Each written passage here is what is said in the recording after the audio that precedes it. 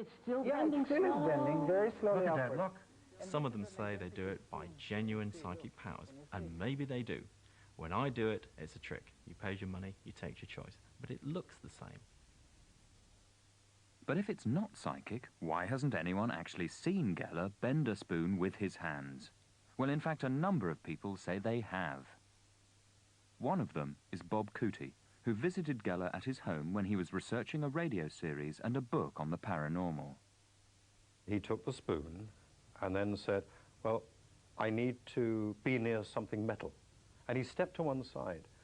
And as he stepped over, he sort of pushed in and down. And then he turned the spoon and hid the bend behind his hand and then began to rub the spoon and made it appear that it was then bending. And it was, I was very startled and in a way shocked, and I was thinking, what? I mean, this was his house in front of his family, and you don't go into another man's house and call him a liar in front of his own wife and children. Yes. Will you bend the spoon for me? Yes, I'll just wait for him to bring a teaspoon. Excuse me. Geller featured on the Gotcha segment of Noel Edmonds' house party, but somehow discovered the hidden cameras. This was hailed as proof of his psychic powers. But before he rumbled Noel's plot, he performed some feats in a way that critics think is revealing. Look, you see it's beginning. Oh. Oh my God! It's See, unbelievable. it's bending upwards. At a restaurant table, Geller bent a spoon a little, and then the other diners started to take an interest. I didn't come to do a show here, but with I'm doing it with my mind. It clearly seems to me as though he bent the spoon as he was standing up. Yes, of course. Yes. Then he walked over to one of the other diners and handed the spoon to her. And it's clear that the spoon is bent a lot more when it leaves his hand than when it went into his hands.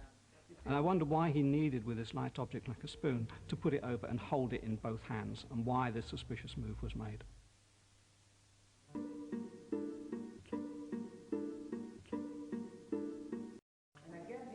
Despite his reputation as a spoon bender, Geller is just as likely to make a piece of cutlery break, like this.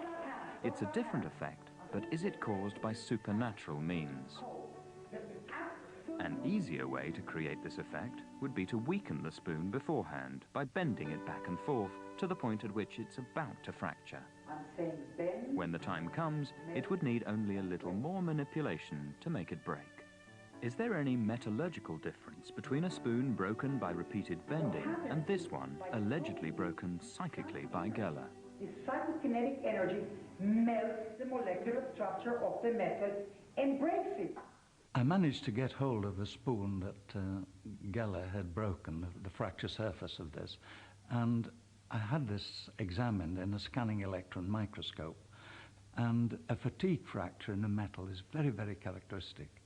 And so when we looked at the spoons that Geller had broken, we could see these fatigue striations in the fracture surface, and that was a clear indication that he'd broken the spoon by having a sort of bending operation like that on it. He perhaps did that sort of bending off camera. It's going, it's going, it's going, it's gone. There's nothing magical about that. That's straightforward metallurgy. Low cycle, high strain fatigue.